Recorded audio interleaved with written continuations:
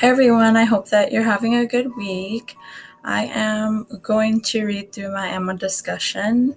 I know personally I'd prefer to watch a video than to read a bunch of responses, but that's just me. Hopefully someone finds this helpful. I'm going to go ahead and read through it now. M1 discussion, computational errors. What are the typical computational errors made by special needs children? In regards to math, Vaughn and Bose mentioned that students with learning and behavioral problems tend to receive intervention which focuses on computation, limiting exposure to other necessary elements of math. Still, students with special needs struggle with applying computation skills to everyday math problems. Vaughn and Bose continue on to list 4 errors in computation that students with special needs face. They are included below in Figure 1. So here are the 4 computational errors they list. 1, wrong operation solves problems by using the wrong process. 2, computational error uses correct operation but makes error recalling basic number facts.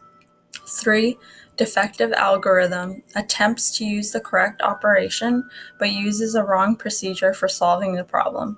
And 4, random responses, has little or no idea how to solve the problem and writes numbers randomly. Assisting with computational errors. How can we remediate special needs children to help them with computational errors? One way to address computational errors with students that have special needs is to host an oral diagnosis interview.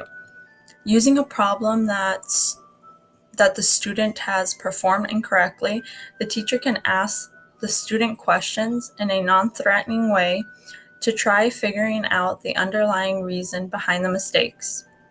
Vaughn and Bose also note that when teaching math to students with learning difficulties, teachers should consider allowing more time to perform mathematics computations because they often lack the skill in automatization to perform math computation effectively and efficiently. Success through aids. Share success through use of aids and helping special needs children. My success story does not involve math.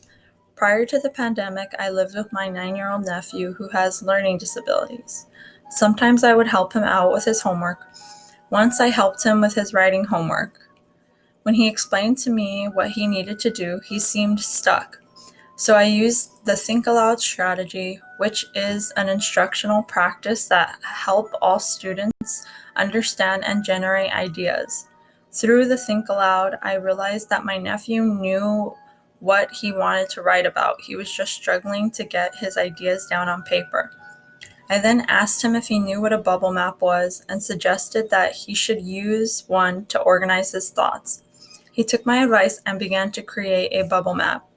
My nephew's learning disabilities affect his writing skills and he often is resistant to writing because he struggles with it. To my surprise, instead of writing, he began to draw everything he had explained to me in the Think Aloud on his bubble map. For a split second, I considered telling him to write instead of draw, but I quickly stopped myself because I realized this was exactly what he needed. He absolutely loves art, and I think this contributed to his motivation. After he completed his bubble map, he was ready and motivated to write, and his final product was great. He even took his bubble map to school the next day to show his teachers. Through this process, I was able to investigate his prior knowledge and understanding. I was also able to get him to be intrinsically motivated through the use of visual representation. According to Campbell, visual representations have positive impacts on student achievement. Okay, that's my post for the week. Here are my resources at the end here. And yeah, I'll see you guys around in discussions, and I hope that you have a great rest of your week and weekend. Bye.